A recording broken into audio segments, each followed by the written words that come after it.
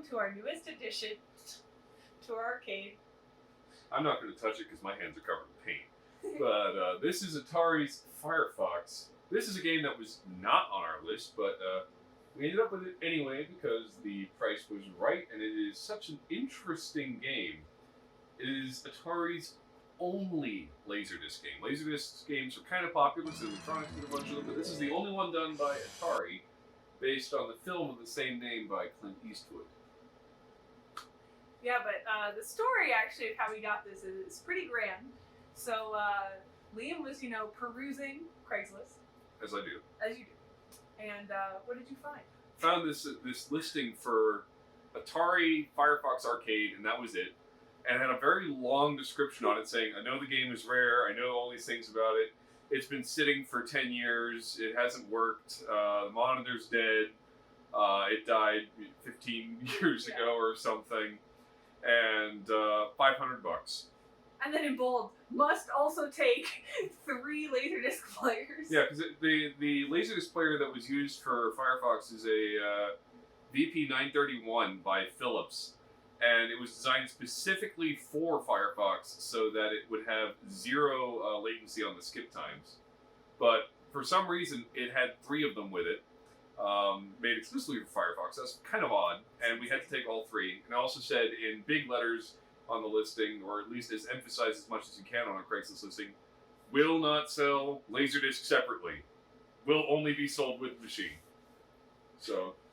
But yeah, initially, I was, I guess, hesitant about getting it, just because, we like to get games that are on our list, that we know that we want, that we've played before. I've never even heard of this game before we got it, or seen it, let alone played it. It's not like it's in our, local arcade that we could try out. Well, it's very rare, because most of them failed in the 80s and were converted into other games, which is what we thought may have happened with this, too. When we were looking at it, we thought it was a good opportunity to see what we could find in it that was original to Firefox, or maybe turn it into an iRobot, since it shares the exact same cabinet as iRobot. Little do we know, it is entirely 100% complete and original. Yeah, but what happened on the day was Liam actually had an interview earlier in the day, and it was kind of an impulse, like we were feeling really good, and we're like, hey, let's just go, let's message the guy, let's just go get it. It is the luxury. So the interview went well. Yeah, the interview went well. The luxury of being a grad student is, I had worked all day, but then I could, take the rest of the day off. So we were driving along to get this game, and we finally get there, and the guys are phenomenally nice. They're just like the most wholesome people. It turned out that their friend had actually owned this game and had passed away about a year ago. Mm-hmm. And so the guy who was selling it to us had, tried to fix it. It failed. And he had, vowed that he was going to try to sell it a year ago and hadn't gotten to it. So he had only had it up for like 3 hours, right, before we got back to him? Yeah, and we're told that the friend who originally owned the machine was the first private owner. He bought it from an arcade in that city in mid-80s. I think we found the receipt. Yeah, it's in the receipt, in the machine itself. But loved the machine dearly. Mm-hmm. We found a high score sheet from the family with mom, dad, and all the rest of that written on it. But also, the guy custom cut a piece of carpet for the machine to sit on to protect it from damage. And also, when the Laserdisc player went out, he apparently had found these other 2 VP laser players to try to keep the thing running, because he was not an arcade tech, but he loved the machine. So when he passed away, the guy we bought the machine from inherited it from his family, because it was one of the most significant memories of his friend. So it was this machine. But so midway through, we're talking to the guy, we haven't moved it yet, we're just discussing the history of the game. Liam gets a phone call. Yeah. And that was the company that I interviewed for telling me that I got the job while we're there. So I'm walking in the driveway, pacing back and forth, and Sam's jumping up and down. I'm freaking out. And the 2 people that are selling this to game, I try to quietly whisper to them, like, he just interviewed for this job. We're really, we're hoping he gets it. And then he got it. It was insane. But yeah, the guys were so. Do you know anything about arcades? Do you know how to do monitors? He's like, have you ever repaired a monitor? And I'm just like dying inside, like, we've repaired so many. But nothing like this one. This had a unique monitor, the Amplify Raster monitor. which is what a special snowflake. a special explodey snowflake. I've heard horror stories about how flammable it is, but anyway. Didn't the guys tell us that the reason it hadn't worked in years was it had been in an arcade and then someone was like shaking, or like It was a kid. A kid was like turning it on and off or something, Yeah. and they just like Screamed out the monitor. So we're not quite sure what's going on with there, but chances are it's that flyback, the Red Dead flybacks. But the machine itself is in gorgeous condition. I mean, they agreed to give it to us or sell it to us after we promised that we would try to put it back together, which is what I've been aiming to do. And it is in home use only pretty much since the 80s, in fantastic condition. There's, so pretty. as far as I can tell, one scratch on the machine right here. The monitor's completely burn free, except for, the PCB. And the side on this side must have been near a window. It's a little bit faded. But cool. Other than that, it's in immaculate condition with all the original documentation that we can find. So we're quite pleased with it. Yeah. Cleaned it up a little bit. There were some bugs that had crawled into the marquee, but free spiders. Spiders. Every time we go somewhere, free spiders. Yeah. We should get a pet that eats spiders. I guess they wouldn't be alive though. Like a lizard. Like a lizard. Ooh, yes. Then we're really getting return on our investment. And this is not return on investment? No, it is. It is. I think this day was just about perfect. We got to spend time together going and getting this game. Liam got a job. Highlight. And then we got burgers and milkshakes and came home. Yeah, so we're currently sitting on the, what do we want to eventually do with this machine? Because neither of us have played it. I played it on MAME, but let me tell you that, I don't want to touch it because my hands are, but the MAME controls are terrible for this game. You really want to use the actual yoke. And we're not really sure what it's going to be like when we get it working because we've never played it. But speaking of getting it working, progress has been made in this area. Shall I? Yeah. Walk around with you? Sure. I think it's working. Here's what we know so far. I've gone through the procedure that Andrew B has documented for bringing up old Atari games, and we've got some components working. The easy ones to think about, all 4 speakers located in each wing and down here are working. The marquee light's working. The yoke works. Now, how would I know the yoke works? Coming back here, you find that Firefox is one complicated machine. There is a lot going on in here. So we've actually got 2 AR2 power supplies, 2 big blues, a huge power brick, and this massive PCB cage, which contains 3 PCBs, a graphics PCB, a program PCB, and a NTSC decoder PCB, coming from this BNC connector up here. It also has a lot of fans. Which connects to the Laserdisc down there. Yeah, when this thing turns on, it sounds like an actual jet taking off just because of those massive fans. After tuning everything and all the voltages before plugging in the PCB, I am able to get this thing playing blind. It is actually producing an image on the Sand Laserdisc background on a spare monitor I've got, a G07, which I had on the test bench I made an extension cable for. And I can see that the game is actually working. The yoke works, it's producing a sync signal, which is a composite sync. And the sounds are great. But you look at this machine. It's what it says when you put in the quarter for it and turn it on. It's not currently on free play, so I've been having to press the service button. But something really interesting that should be shown is this. This is the special monitor, the Amplifini raster monitor. So people familiar with Atari games will know Amplifini as the quote-unquote gold standard of the vector monitors. The 25-inch monitor produced for the Star Wars cockpit was Amplifini. But they did make a raster monitor that was used almost exclusively in Firefox. A few of them were used, I think, Crystal Castles and iRobot, but all Firefoxes came equipped with these things. And at the time, the company was a wholly owned subsidiary of Atari. So this chassis and the tube itself are stamped with the serial number of this machine. And this chassis with the attached PCB over to the left here is sort of unique. The only thing close to it would be the disco monitors, which were a later evolution of Atari's own design.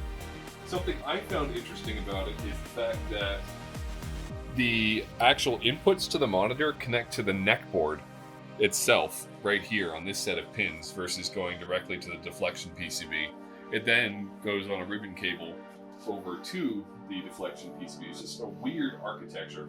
Naturally, it does not work. There is a clone fuse back there, and when I replaced that fuse, it started screaming. So we're not going to really mess with that right now. Although there is a hack that somebody has been working on to replace this horrible red flyback with a K7000 flyback, which we have in stock. So I am hoping that maybe this monitor and that chassis would be able to be salvaged, because a complete machine like this is definitely something truly special. Be mint? Pretty much mint. Speaking of working also, we have 3 Phillips VP-931 Laserdisc players. These things are massive, and they fit in the base of the cabinet down there. 2 of them, I can say for sure, don't work. I've tested them. This one produces just static, no image, although it's labeled as never used. And this one produces some kind of weird pulsing white screen.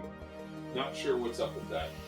This one, though, when presented with the actual Firefox Laserdisc, produces an image on this horrible little black and white TV that I've got, which is part of an old surveillance monitor system. So I've got a converter on order to connect to that monitor so we can get a more clear image out, and I've also got an additional test Laserdisc on order, which just happens to be Firefox the movie, in order to complete the set, to make sure that the reason that this thing is producing a distorted image is the player itself and not the Laserdisc, which we are told worked. Because the guy that we got this from was a Laserdisc collector, and he said he played through it on his own machine, and it worked just fine. Now, there is a common failure for these Phillips Laserdisc machines, and that is the mirrors, which are used to redirect the beam, have 2 magnets attached to them. And the adhesive that was used to attach the magnets frequently failed, so the magnets would fall off and the mirror would get locked in one position, which would make it unable to sync with the disc, which could explain why this one that's marked never used is outputting a static image. There is a repair procedure for these machines. It involves a wooden mallet. The wooden mallet is there because if you screw up, such as dropping that magnet, it is unrecoverable, and therefore you should use it to destroy the machine and then hit yourself in the head in that order. Luckily, 3 machines, I have 3 chances to fix one. I'm going to start with the worst one, the one with the pulsing white screen, because that's just very odd. And then I will progress to the distorted image one, trying to repair them using the documented method on the Dragon's Lair forums. I really hope I do not have to get to 3rd times the charm, and I can just fix one. Wouldn't that be nice? Because I really do not want to jinx myself and exhaust the 3 Laserdisc players I have here and give myself 3 additional concussions with the wooden mallet, which we have to go get from Horror of Fright. So, given all that, I am optimistic that this machine will hopefully be brought back to full functionality, because even if we cannot fix the Laserdisc players, the machine works. All we need is a Dexter and a new monitor. But I want to say that I am very committed to making this thing come back to life. And that's what I said to the guy that we would do. And I think for one of the very few Firefoxes that actually remain, bringing this thing back to life would be worthwhile from the sense of preservation. So, I'm excited. And didn't you say that looking on VAPS, there were only like 2 that you could see where people had the original hardware, the Laserdisc? Yeah, so on VAPS, when I looked at it, there are about 30 people who are registered as owning one of these and have active accounts. Of those 30 people, some of them don't have comments on the machine's condition, and some that do say that they're using Dexter. But of the people who have comments, only 2 that I saw at the time said that they were using the original Laserdisc and Mhm. player. That goes to show how unreliable these players are. So I'm hopeful with 3 of them I might be able to get one to work. Exactly. And I'd wager that if you could actually get data on who has this original monitor, it's probably even less than that. Well, considering Right. these flybacks, yeah, the flybacks. There's a story about them. The red flybacks. Apparently, some kind of coating was covered in water or something at the factory, and these things all blew up pretty much immediately. There were a number of attempts at replacing them, at least for the vector monitors, the various vector, the 19 and the 25-inch Epiphany vector monitors, because they were more popular. They were used in Star Wars, Major Havoc, Quantum, I think one other, I forget what it is. But these raster monitors were so uncommon, because they didn't make many Firefoxes, and Firefox is the primary machine that they were used in, so there just wasn't enough that survived for somebody to actually make a reproduction. Because again, most of these things failed in the 80s. It wasn't a recent failure. The Laserdiscs failed very quickly, and most of these cabinets were converted to something else. I've actually seen on Facebook Marketplace 3, 4 of these that are specifically converted to choplifter. I guess because they could use the yoke. But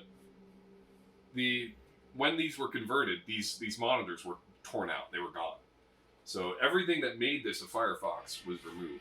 So a lot of people who buy these projects on Kalo aren't turning them back into Firefox, they're turning them into iRobot, because they had the same cabinet, including the thick base, although iRobot didn't contain a Laserdisc player in there.